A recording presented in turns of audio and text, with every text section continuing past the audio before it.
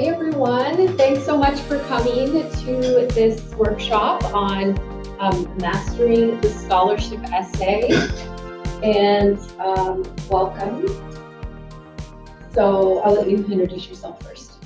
Hi everyone, my name is Arian Tulla. I work upstairs. I'm connected to the Writing Center. Essentially what I do is schedule tutors for classroom visits and also put students in contact with resources that we have here on campus. And I'm Simone Williams, and I am a librarian here in the Learning Resources. And I'm here to, do the facilitation of this workshop with Arian, but also I am here to assist you with research for assignments that you might have, whether they're papers, it could be a speech, presentation, or any sort of research assignment. And since it's such a small group of us, do we want to introduce ourselves really quick? You could just do first name and what you're majoring in, so we could get to know each other. I mean, there's 5 of us. You could go first. Okay. Hi guys, my name is Jeannie. I'm majoring in business administration. Okay, thanks.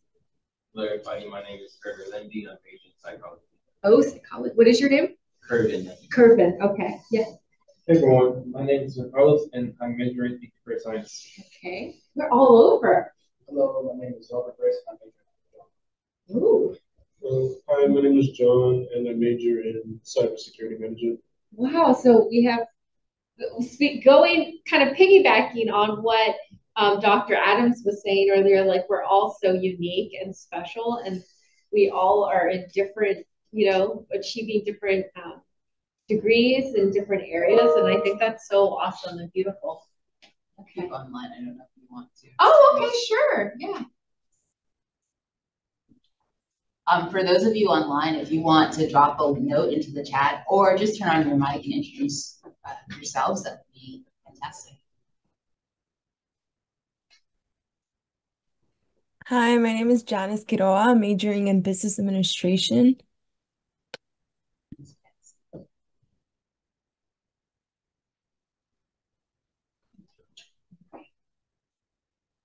Okay, so first we have some questions.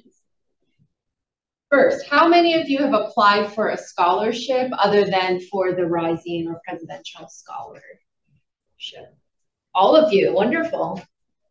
Have you ever had to write an essay for that scholarship application, or for any scholarship application? Yes, kind of. I love that it's like oh, I don't want to commit to that I have, but yeah. What did you write? I think I did. I cannot remember if I've ever written a scholarship essay, but I think I did. Yeah.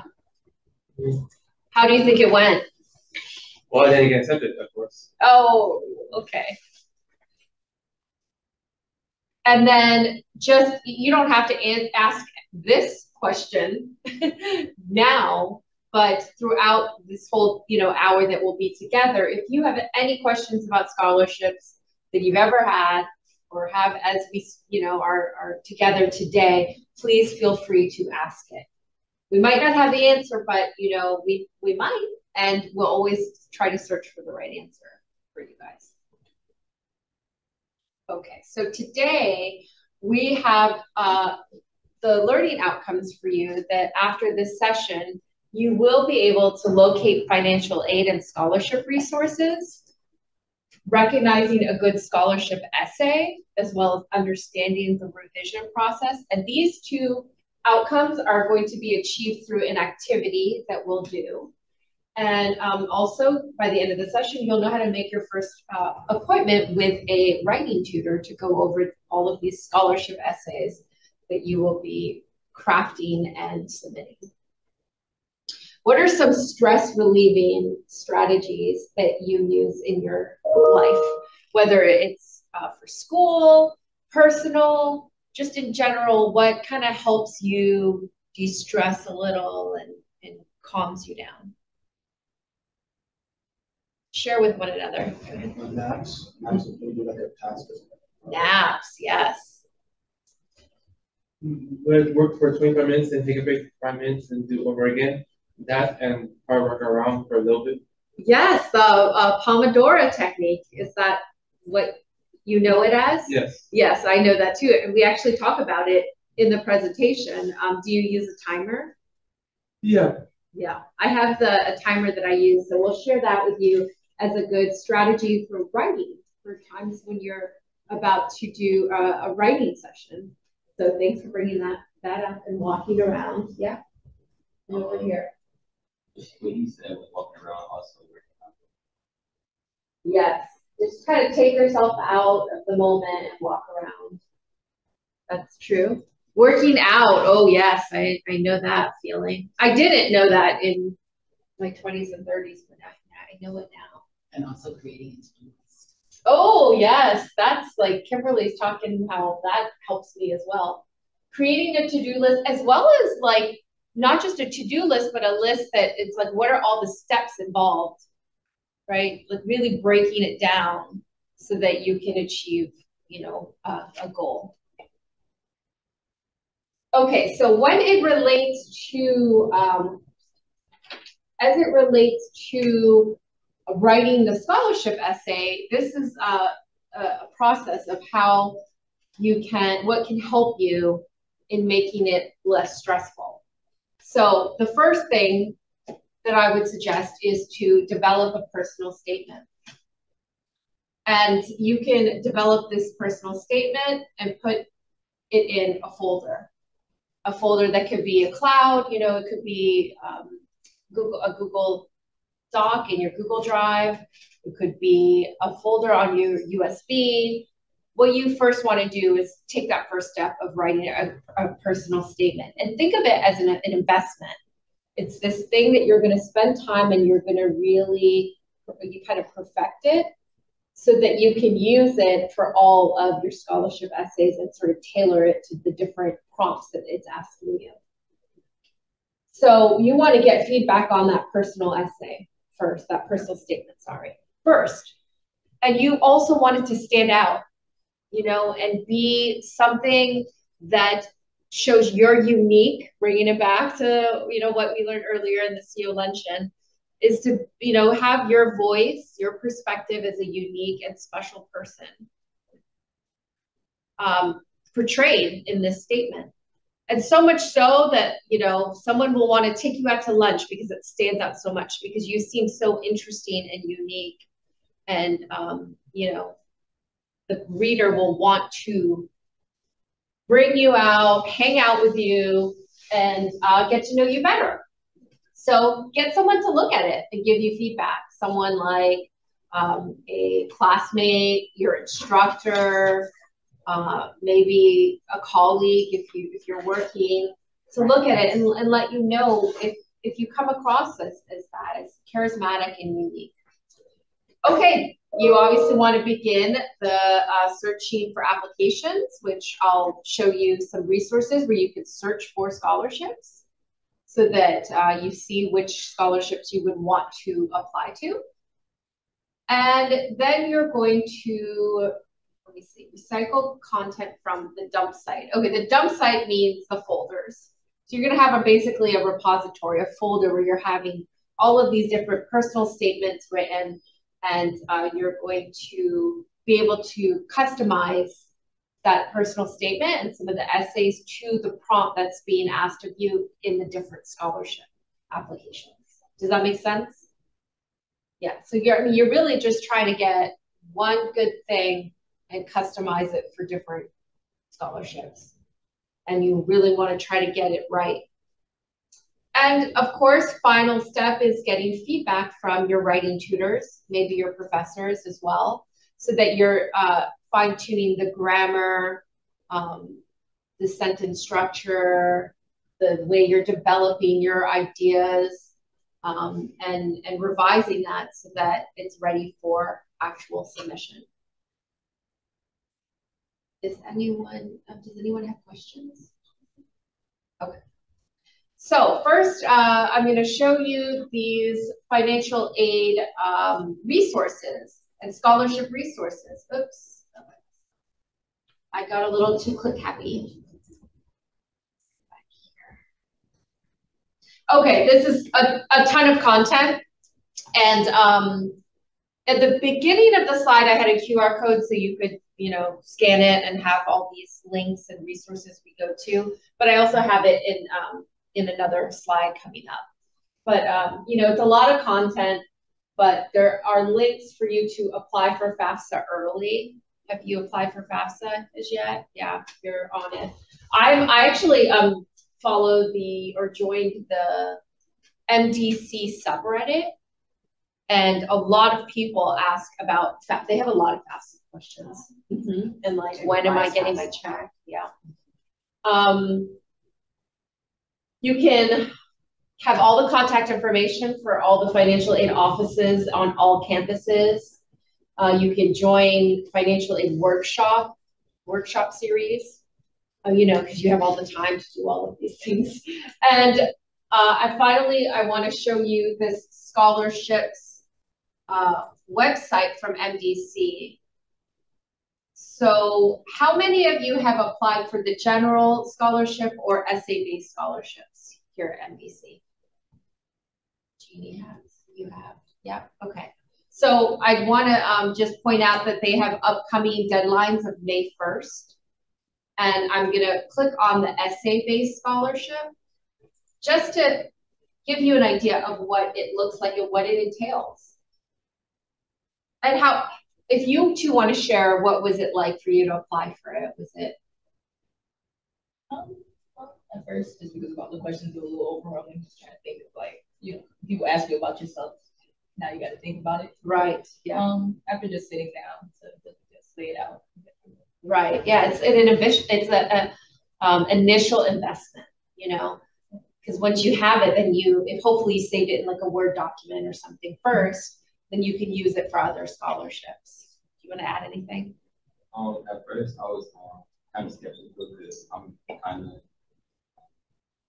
not good at writing, but right. So I was like overthinking my essay. It took me about 3 days, probably a week. Yeah. To actually formulate all the right book. Yeah.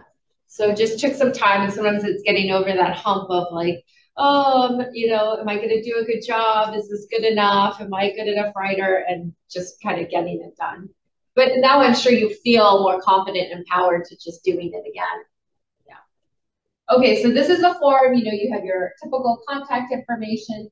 And then this is the essay part. Now, mind you, this is an essay for MDC. It's an MDC specific scholarship. It's not one that's national or through some kind of organization.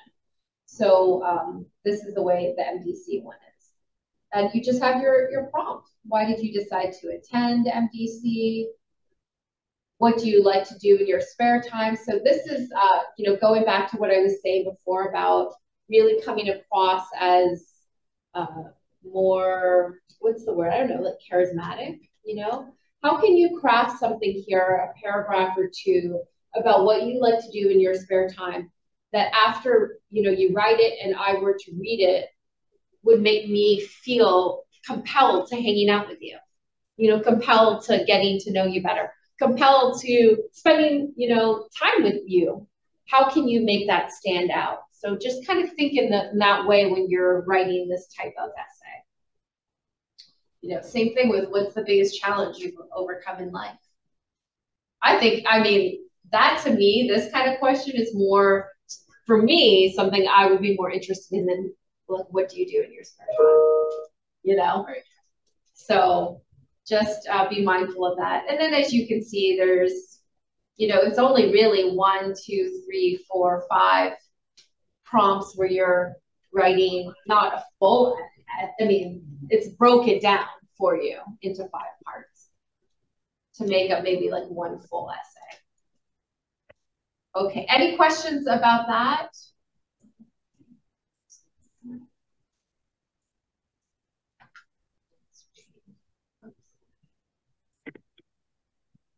Okay, so, and then I'll just point out the rest of the website, which has scholarships for first-year students. Well, you're already here, so I think that's a little late, but you are, either a rising or presidential scholar, so you've already And that, You've already if you know achieved people, that. you can point them to that. For sure, if you hear about anyone in high school that might be Brothers and coming here, sisters. yeah, let them know about this here. And then there's other scholarship opportunities listed as well, you know, by due date, by sort of program or degree focused.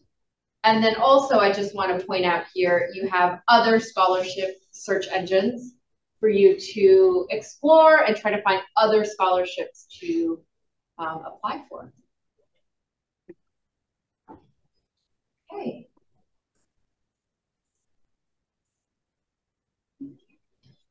I do hope that one thing that Simone impressed upon you is the amount of resources available to you at MDC. So we just saw a webpage that is chock full of scholarships. If you've not ever applied to a scholarship, I would highly encourage you to do so. Having a little bit of extra money in your pocket can go a long way. If somebody else is taking care of your books, tuition, or whatnot, and that that doesn't just apply, obviously, for your time here at MDC.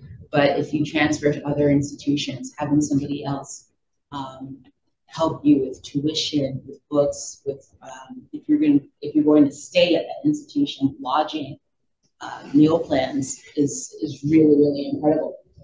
So I forgot the number of you who have filled out scholarship applications before, but I think all of you can answer this question.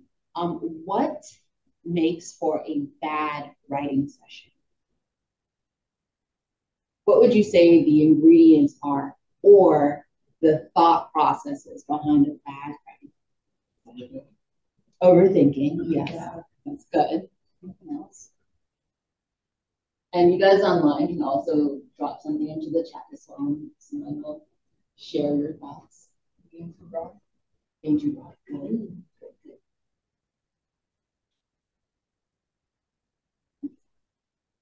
All right, so I also had a couple of answers and they're up here. So if you're thinking about a scholarship writing session, for instance, and your aim is to fill out 50 applications within a 2-hour period, you might find yourself becoming really frustrated because a lot of the scholarship prompts really want you to tailor an essay to those prompts. And so it's going to be hard for you to use one essay for a ton of prompts without sitting down and really crafting and shaping and tailoring that essay to each specific prompt.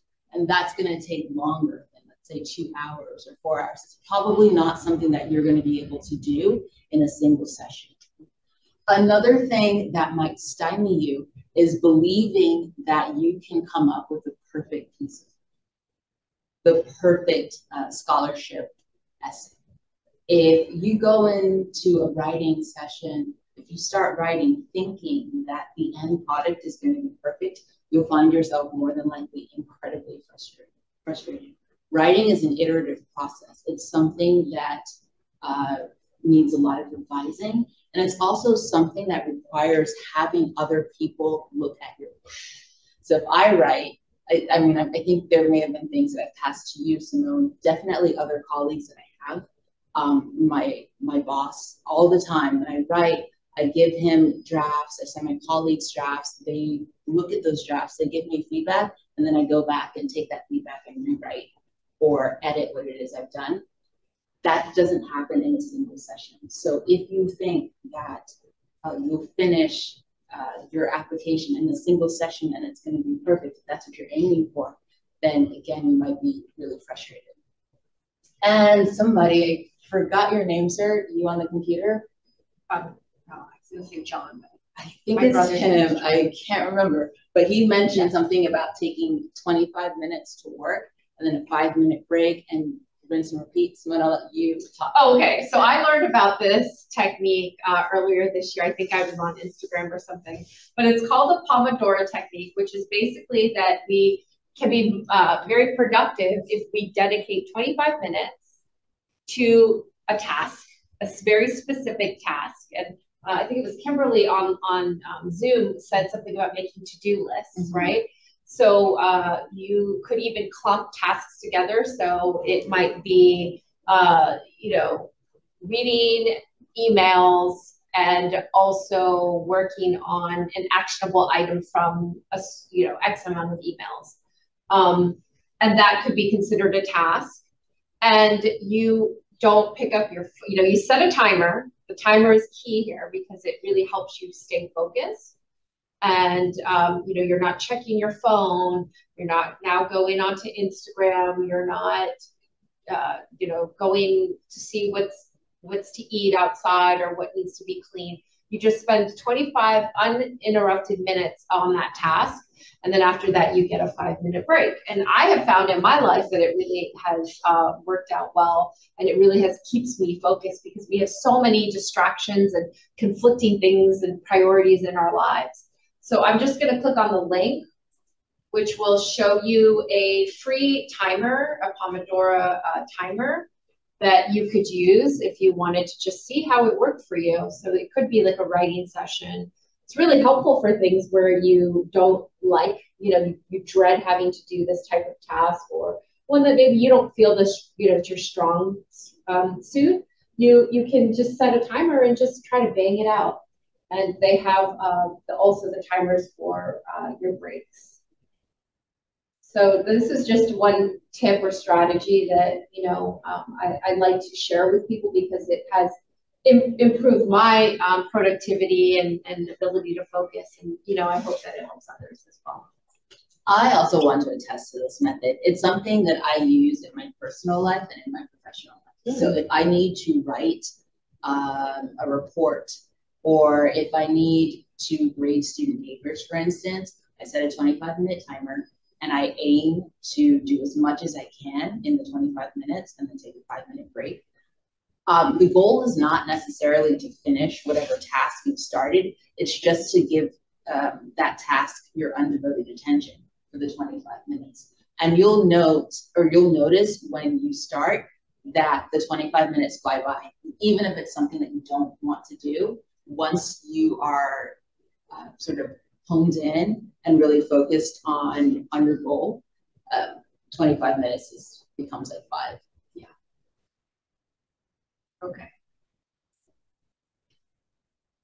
So this I don't think is new to any of you. Whenever you have a prompt, be it for a scholarship, for an essay in class, or any other sort of discipline or any other place where you might encounter a prompt, making sure to read it critically is key. So one thing that you want to do is make sure when you're writing your answer that you're writing directly to that prompt. So if the question asks you when, your answer is not going to be how. If the question asks you why, your answer is not going to be what. So, and keeping in theme with those question words, circle, highlight, underline, whatever it is you need to do to make sure that you are focusing on the right question word at the prompt. So if the question asks why, how, when, what, discuss, you need to know that so that when you write your answer, you're responding directly to one of these terms. Any questions? Does anybody have an experience when he or she was writing and you got off topic? Oh, for sure. Yeah. You want to share yours, not share mine? No, I mean, I just do that all the time, I'm sure. Right. And I mean, especially even just communication through, talking with people. I'm constantly. Absolutely. So for me, especially if I'm not really interested in what I'm writing, for instance, it's really easy for me to get off topic. Having somebody else look at what it is I've written helps to bring me back. So even with these tips, it's still important to have a second or third pair of eyes to help make sure that what it is you think you're communicating is actually being. So here are some examples of questions or words that might appear in one of your prompts. Explain and explore. So if a question asks you to explain what the people who are reading your prompt or what the people who are reading your responses are looking for is a detailed response a personal, something from your life, something that's in depth, that has examples to support it, and something that comes from a particular moment in time. And that's different from a prompt that asks you to explore. So if you are asked to explore something, then you can be a bit broader in your response. You don't necessarily need to focus on a singular moment in time. You can use varying modes of support. And by that I mean you can use historical facts, scientific facts, things that go beyond the personal. And you're also able to cover a longer time span. So you don't need to just look at a particular moment, but you can, let's say, if a question asks you to explore the reasons you want to go into this program, you can talk about something that happened in elementary school or something that happened in high school, and sort of cement that or support that with things that have happened more recently. So you have more of a range to talk about in a question that asks you to explore. And this is what readers are looking for when they are reading the scholarship essays. They want something that is detailed. They want something that's direct, that answers the prompt. Writing that flows. What do I mean by that? Or what do you think that means? You said sentence that goes to each other, like stays on topic. It does stay on topic, and I think what might help to elucidate this point is if you think about a bulleted list, right? Where you just are naming things, but there are no transition words to connect them, or you're just listing points, but you don't have sentences. So writing that flows is different, right? It's writing that's connected. It's writing that's very fluid. It's easy to read, it's pleasant as well. And then sincerity and awareness is something that's authentic, something that feels as if it was actually written by the writer, not something that's chock full of cliches that anybody could produce, but something that's sort of tailored to that writer's experience. These are some of the things that people who review scholarship essays. And again, this goes back to what Simone had said earlier. When you're crafting your essays, you want to make sure that your personality shines through, because ultimately that's what separates you from another applicant. And that's what's going to help determine whether or not you get into an institution, or you get the scholarship, or you get the promotion, or whatever it is that you're writing. So this is the part where you guys come in. We have in front of you this table, and then also the link to the presentation. Yeah. So I see that many of you have computers. If you would like, go ahead and type in this URL. You can also turn on the computers in front of you. And the reason this is important is because you have an activity in which you're going to have to repeat a chunk of text. So it might be easier for you to read something that's in front of you as opposed to something that's on the screen. And you can just look up when we're done, and then we'll go to the next.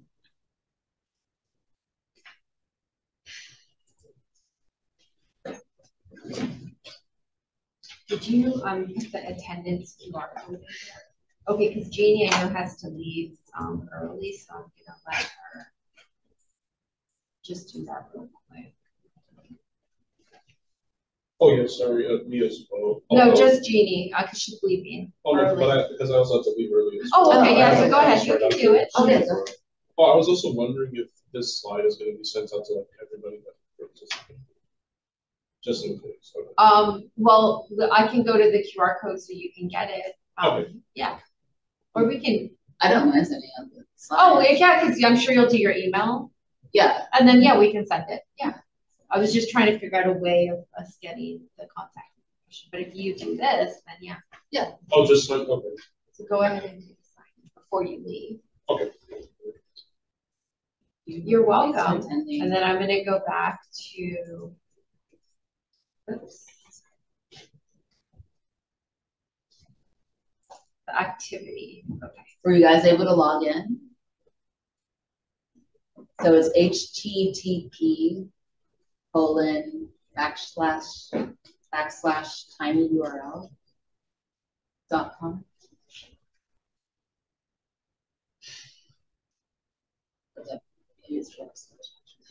I mean, you can also just read it on here if you don't want to log in. This was just for me. Sometimes I like to see something closer and be able to go through it. So you don't have to go do it, but Okay. okay. Thank you.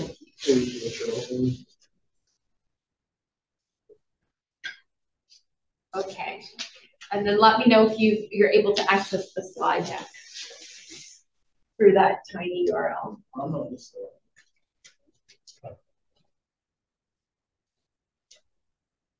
Oh, no. Oh, you have an extra Y in there. Just take out one of the Y. Okay, great. Okay, so now you can go to slide number, okay, so we're going to go to slide number 14. All right, so you're basically going to read that and give us 2 pieces of feedback that you would give to the student who wrote this.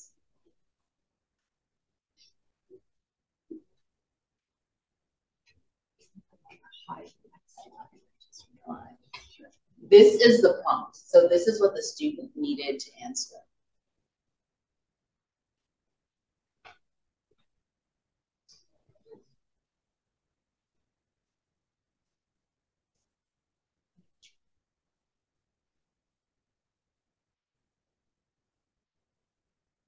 Those of you online, hopefully you can see this as well. If you have any questions.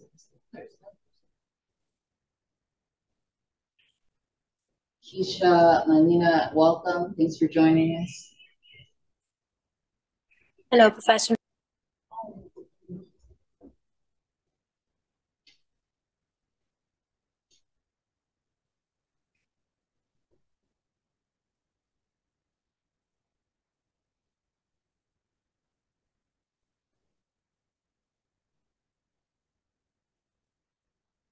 so what do you think? Another 3 minutes? Then we'll talk about the feedback here. Based on, and so let's go back really quick. You're giving feedback based on, or not based, but like feedback that you can use these lists of what is, good and sort of bad with responding to a prompt. You literally can just look for these things to gather your feedback. So at 2:06, will you all?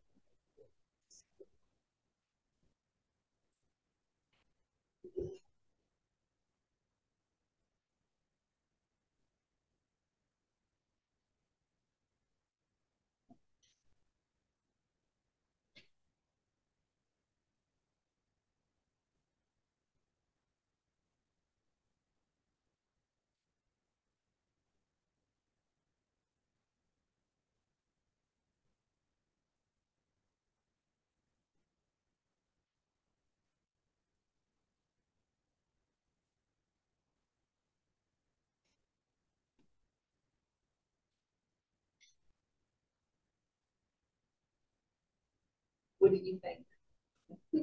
Yeah, let's do it. Okay. I think we didn't answer the question. Okay. And then he also changed what he was talking about. At first he was talking about like hard work, and then he started talking about how he likes movies. Good. I didn't catch that at all. Definitely, they're not answering the question. It's very apparent. What does the person in the chat say? Yeah, so unclear and going off topic, kind of, not staying focused. Unclear answer, vague, and does not really answer the prompt. Yep, thank you, Kimberly.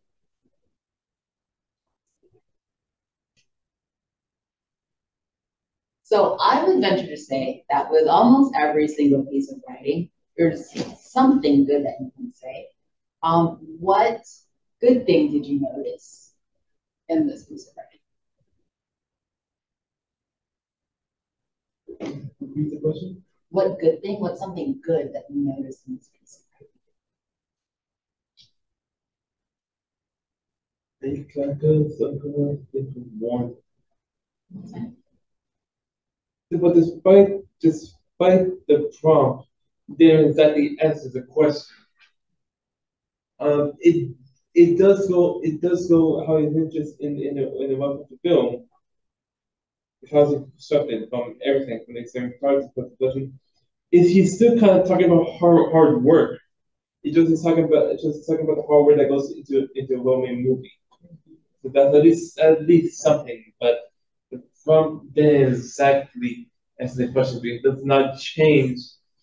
He doesn't answer what kind of art would he change and why. That's exactly explain it. So, just for transparency's sake, we got this this presentation from our college work group, and then we put our own spin on it. But this is one activity that we kept, and the original question was to give 2 pieces of feedback. So Simone and I were talking, the feedback to give, and the only thing that I could think of was negative. And then I spoke to the person who created this slide, and she said, but there's always something good about writing, about a piece of writing as well, and you want to make sure that you highlight that.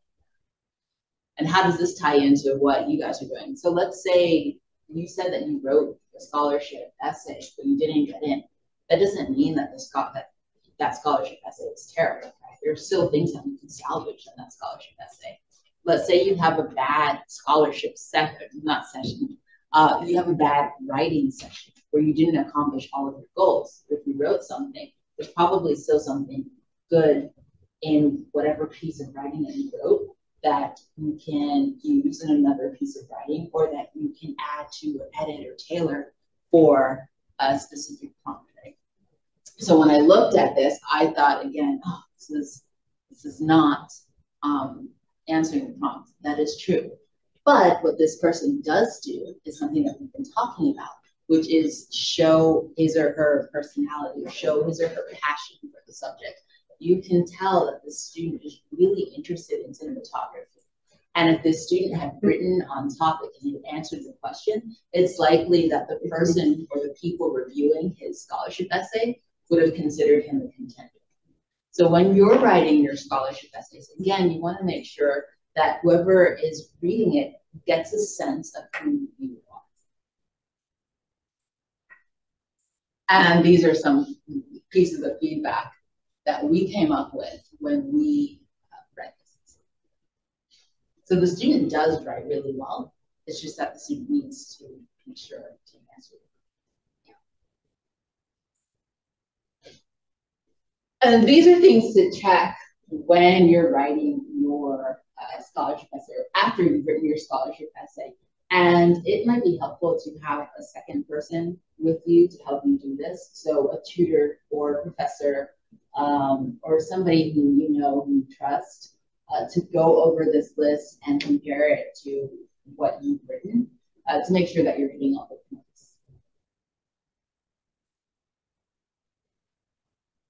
And finally, things that can really strengthen an application are things like undergraduate research.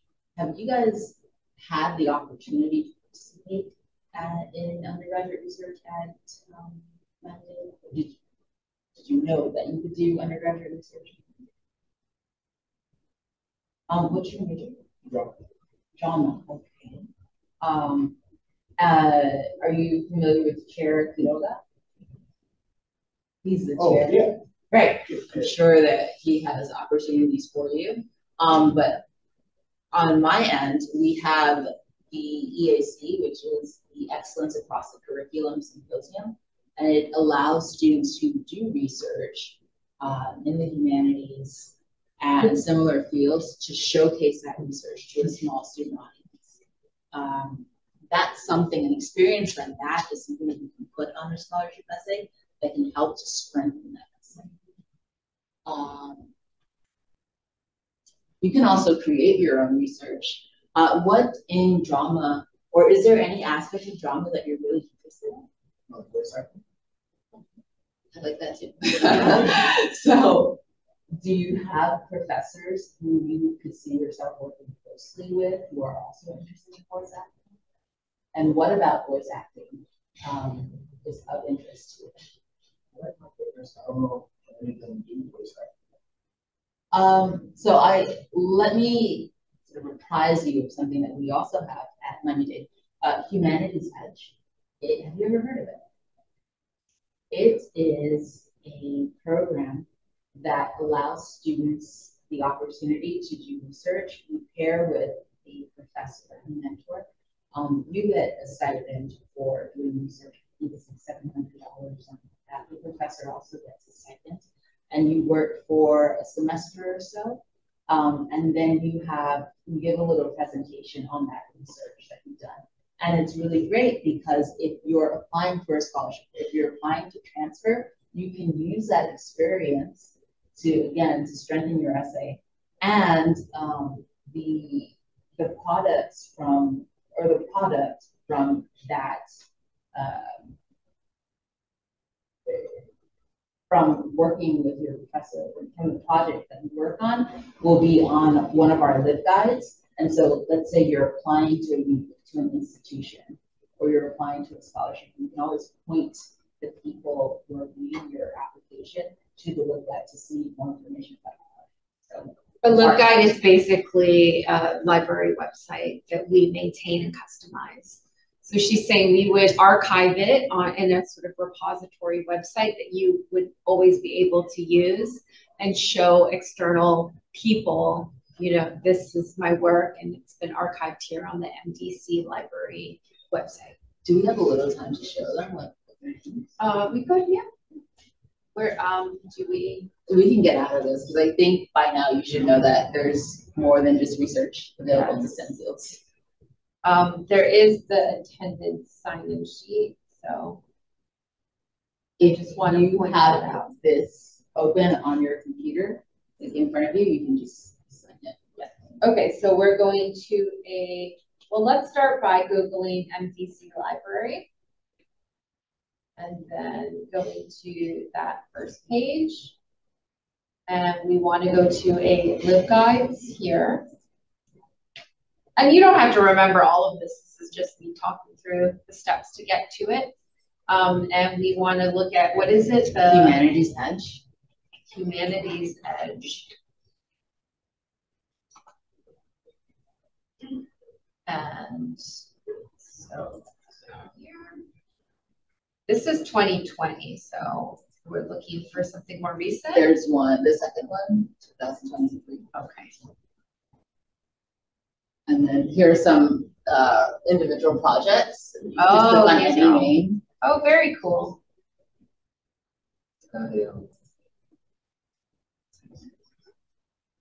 And I mean, this is such an interesting project. Mouses, frames, and ads, how Disney animation and advertisement have redefined American culture. So you can translate that into drama, or if there's something about voice acting that is of interest to you, find a professor who wants to work with you, do the research, get paid for the research, and then also publish that research. And then I created a poster presentation, which is something that, some fields, you create research posters and you actually present them at professional conferences. So another thing, not just to put on talk about in your scholarship essays, but for your application and for job, applications and resume building, to say that you have engaged in research and presented. Mm-hmm. It's good practice. Do you guys have any questions? I don't know if you guys online have any questions.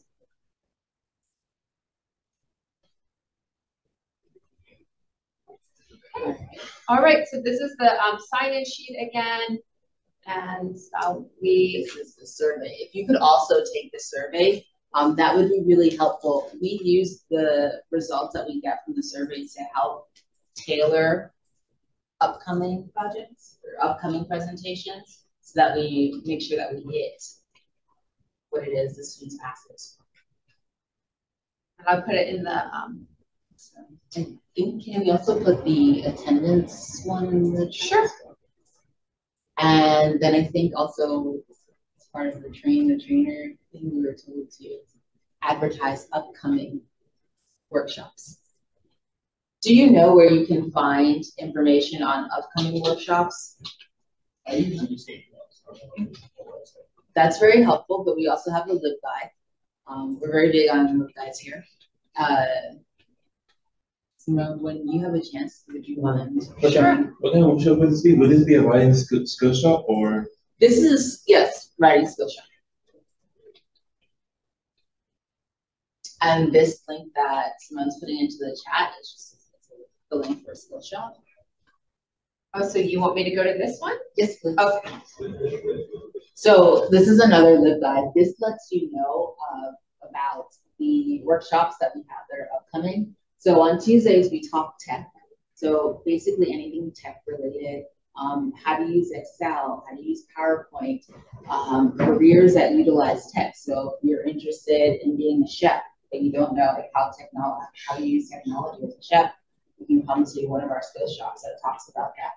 On Wednesdays, we talk writing. So basically anything that has to do with writing that's going to help you get through Miami-Dade, we'll talk about here. How to write an essay, how to add research to your writing.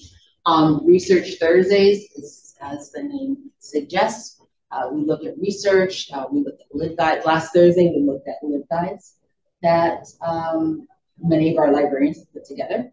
And then this part doesn't really Go with a series. yeah, it's just their one-off workshops that we have at different campuses. But this is a good site to remember, just in case you are ever interested in knowing what it is Learning Resources is doing, what workshops are coming up next. And I believe in a month or thereabouts, we have the next workshop in this series for rising scholars, which is going to be on study habits. Yes. Yeah. So thanks so much for coming, engaging, participating. Thank you to all who are online as well. Let us know if you have any final questions. If you can't think of any right now, you have our contact information in the slide. And maybe I should share the slide with. Oh, I was supposed to change this. Remember? Oh yeah. It's okay. Okay, I'll put this in the chat as well.